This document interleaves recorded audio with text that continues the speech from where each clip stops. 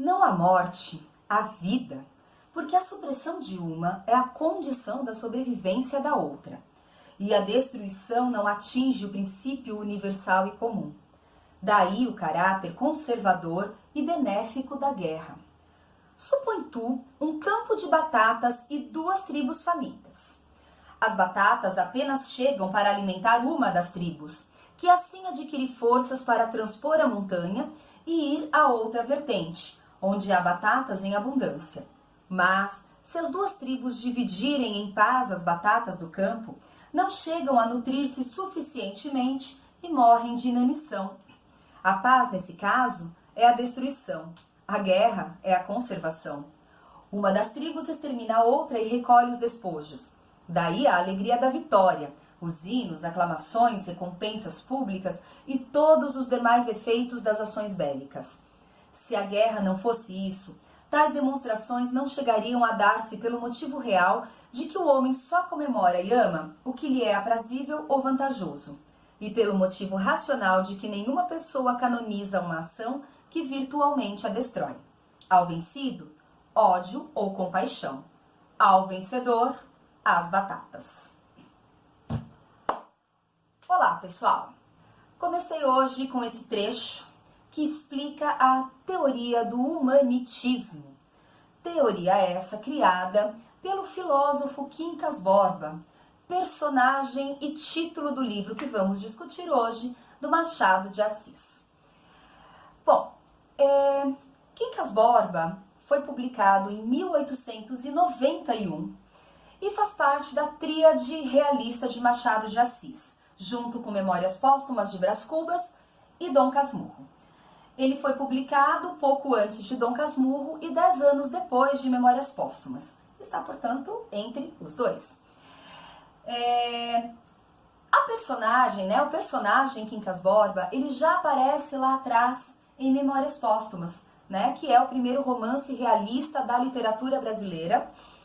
Ele era um amigo de Brás Cubas, ele aparece em 2 momentos, 2 que eu me lembre, né? Um em que ele rouba um relógio de Brás Cubas e depois, já esfarrapado, mal de vida, doente, e ele morre na casa de Brás Cubas. Bom, um tempo depois, Machado de Assis começa a publicar a sua segunda obra, né, realista, Quincas Borba, no formato de folhetim. Então ele vai publicando capítulo a capítulo e depois isso vira um livro. Não exatamente igual ao que se publicou lá na revista, jornal, lá nos folhetins, como muita gente pensa, né? Machado fez uma revisão muito grande nessa obra, nessa história, né? Não só no sentido de arrumar gramática, ortografia, as frases, não. Ele acrescenta capítulos, ele subtrai capítulos, ele reordena os capítulos, tá? Então, para se ter uma ideia, o livro começa, o primeiro capítulo do livro é o capítulo 20 dos folhetins, né?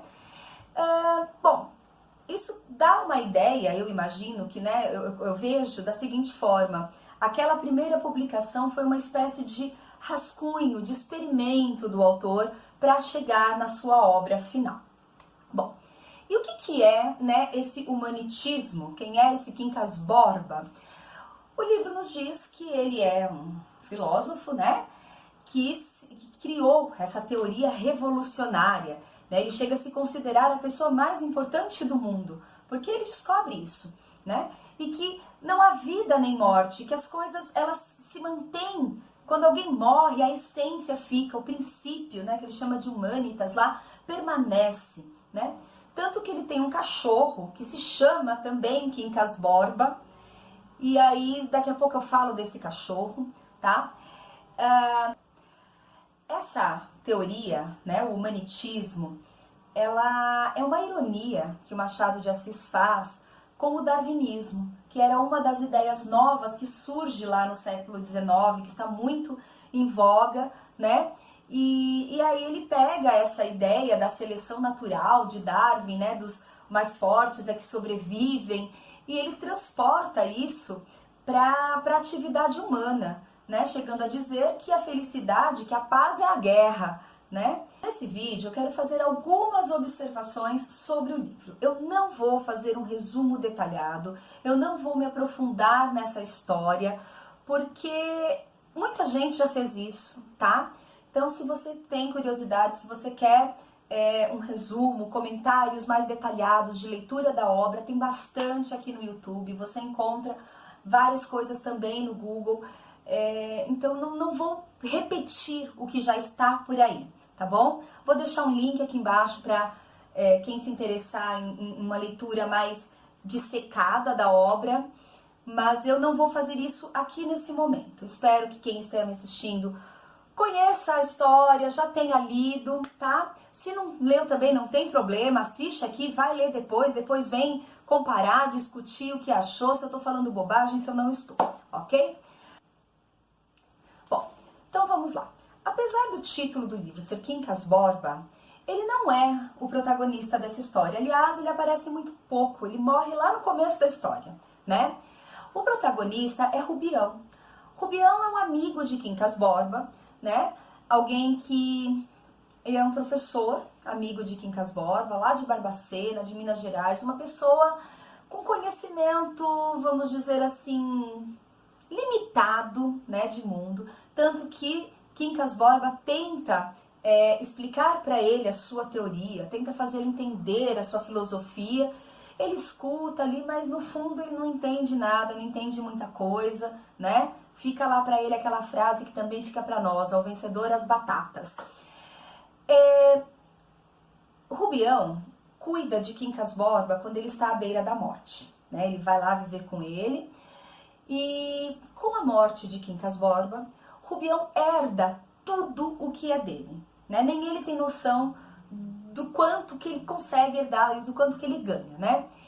Bom, e aí Machado de Assis vai nos mostrar um pouquinho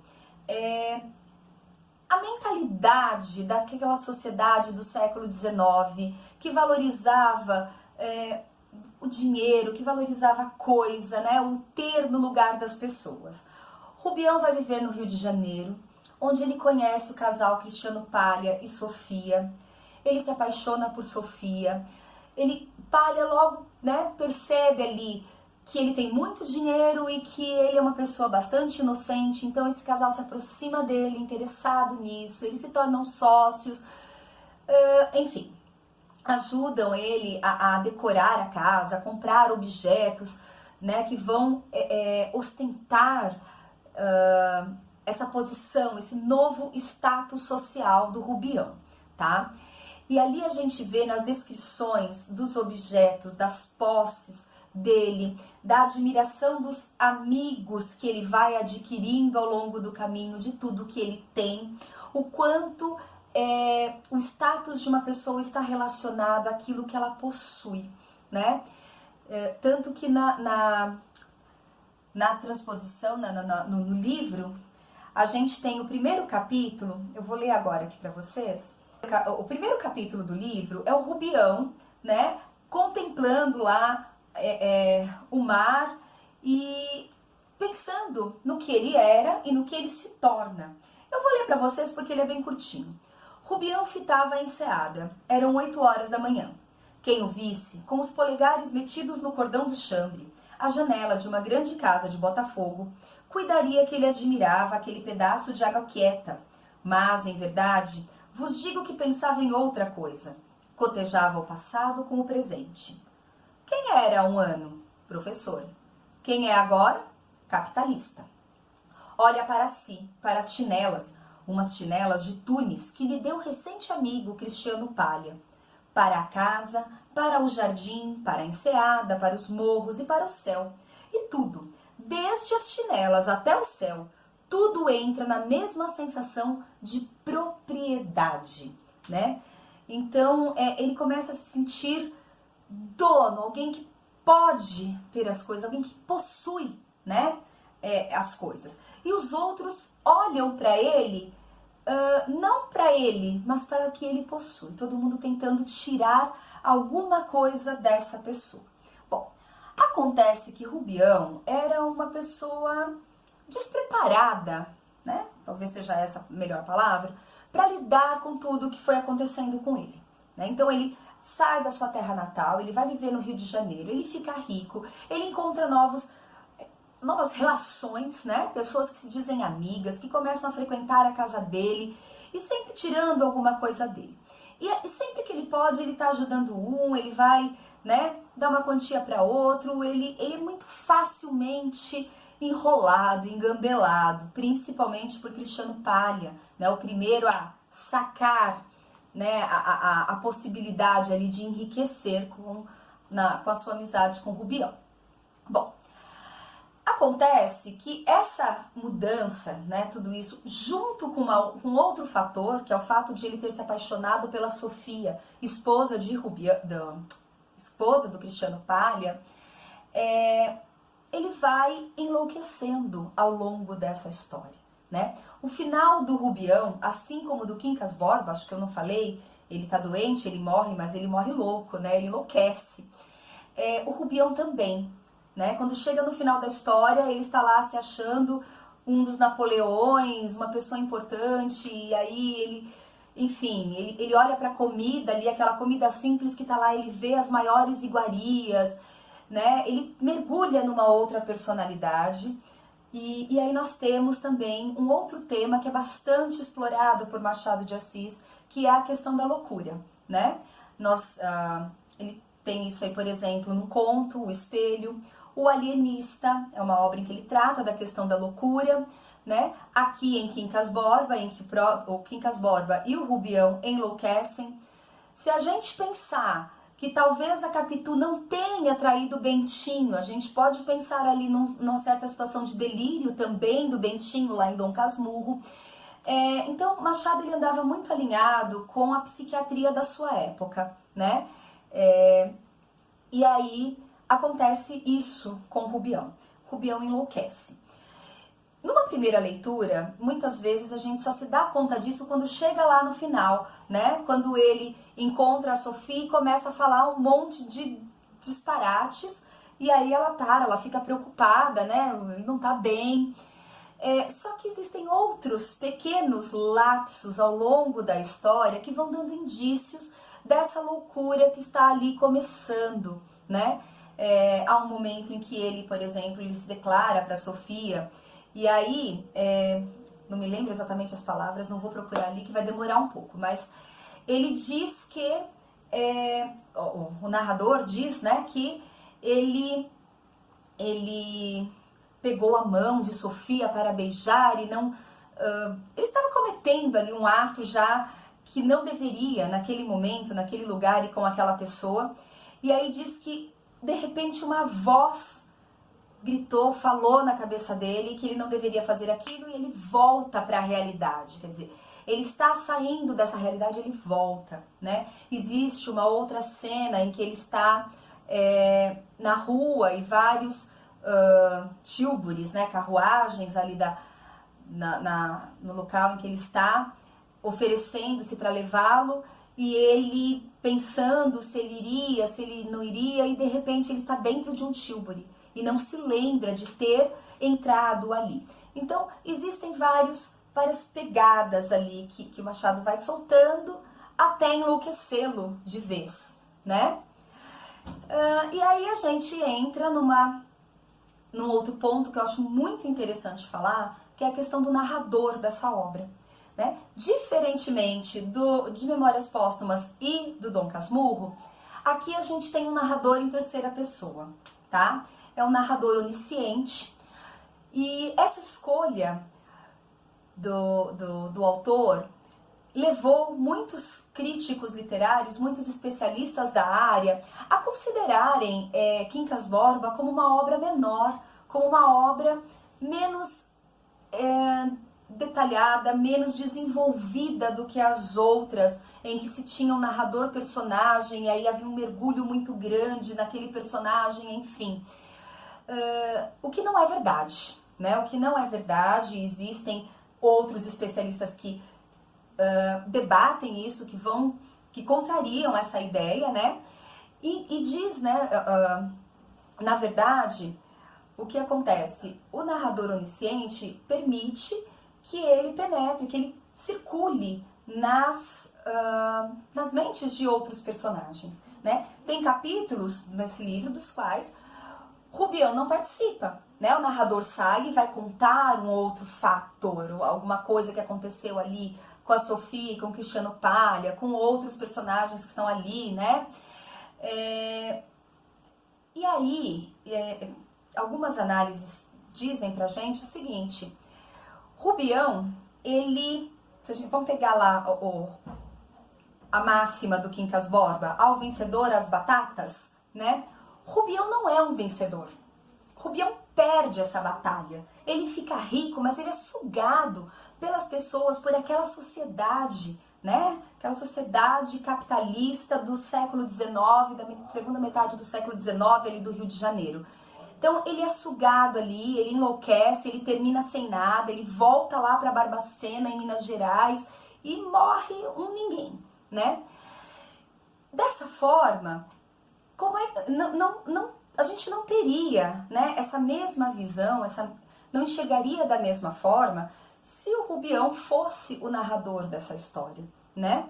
É diferente das outras, é diferente de Brás Cubas, por exemplo, né? Brás Cubas, ele é um vencedor dentro dessa sociedade, né? Ele consegue driblar e viver ali na condição do vencedor. Ele ganha as batatas, né? Rubião perde as batatas. Então, alguém vem para contar a história dele, né? E esse narrador, ele, em alguns momentos, ele assume a primeira pessoa, tá? Em que momentos isso acontece? Ele se dirige, muitas vezes, para o leitor. Então, é um livro interativo, eu gosto muito disso, né? Ele é muito irônico, Machado de Assis é muito irônico. Então, esse narrador, ele conversa, ele manipula o leitor em alguns momentos, né? Dizendo, você está pensando isso? Então, ele leva o leitor para algumas conclusões que não se concluem depois, né? Então, é um narrador interativo, né? Ele assume a primeira pessoa para conversar com o leitor, mas ele não faz parte daquela história, ele é onisciente, ele vai perambular entre vários personagens ali e vai nos contar essa história. Bom, para finalizar, eu recomendo, né, aqui que quem não leu essa história, leia, né? Por mais resumo, por mais comentário que a gente escute sobre um livro, sobre uma obra, principalmente um clássico como Machado de Assis, é de uma distância imensa, né? A gente pegar e ler o livro, né? É uma experiência única, porque quando alguém escuta o comentário, o resumo que o outro fez, é a visão do outro sobre aquela obra, não é a nossa visão, né? É um livro que está na lista de vestibular aí da FUVEST. Não é uma leitura fácil, é verdade, né? Eu me lembro quando, nessa idade, fui ler Dom Casmurro. Foi um livro que, apesar de eu ter gostado, eu demorei muito para ler. Por quê? Porque é diferente, é uma linguagem com a qual a gente não está acostumada, né? Mas é uma leitura que vale a pena. É aquela coisa que você vai fazer, você vai chegar lá no final e falar, deu trabalho, mas valeu a pena, tá? Então, leiam Quincas Borba. Não fiquem só com os meus comentários, com os resumos que estão na internet. Tenham essa experiência, porque a experiência da leitura é uma experiência única, tá bom? Beijo e até a próxima!